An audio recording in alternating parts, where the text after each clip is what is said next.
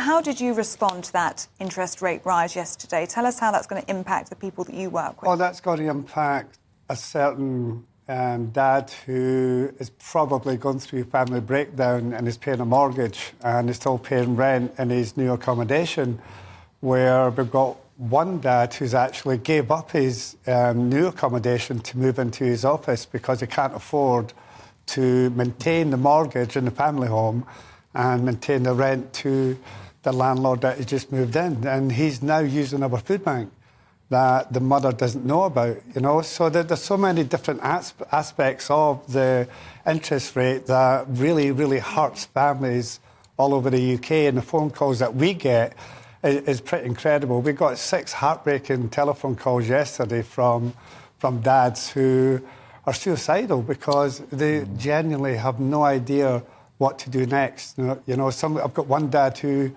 drives to Manchester every second Saturday and he can't afford a petrol, you know. So it's the interest rates, it's the gas, the electric, you know, the food prices. We're seeing everything and I've never seen anything like it, you know. So I think we've been in recession for such a long time with the families that we've helped in our food bank, but now it's hitting the middle classes like never before. Yeah. You know, so it's cascading down where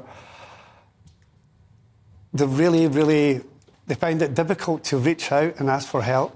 And when they come to Dad's house, it's a safe space for them. But we also help mums as well and families, you know. But it's something that it's hitting everyone hard, you know.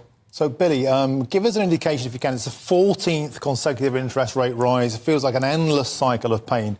Since the pandemic, how have you typically seen the demands for your service at Dad's house increase in terms of the volume of approaches you've had? Well, I mean, we've helped over 60,000 families since lockdown, COVID. We were open 7 days a week and we've had to cut that back to 5 days a week. But within the food bank element, there's also a well-being element, you know, because food insecurity, people are really shy about asking for help, you know. So we have yoga, we have guitar lessons that starts on Tuesday, a jamming session for dads and kids.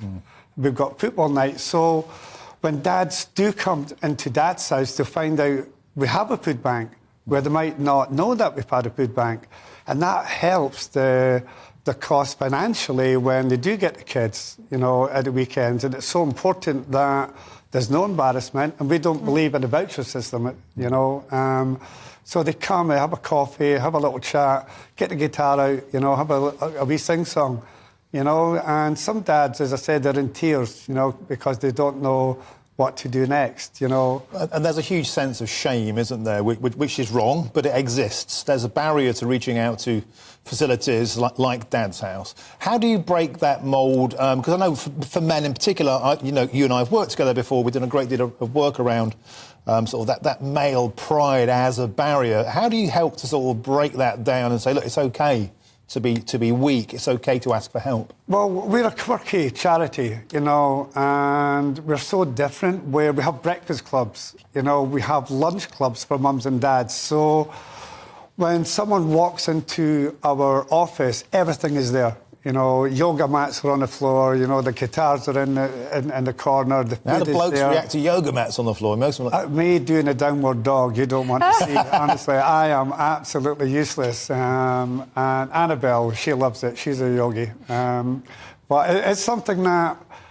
there's a warmth in Dad's house, you know, because we have so many different projects, you know, and we've got family law clinics, as I said, football, you know.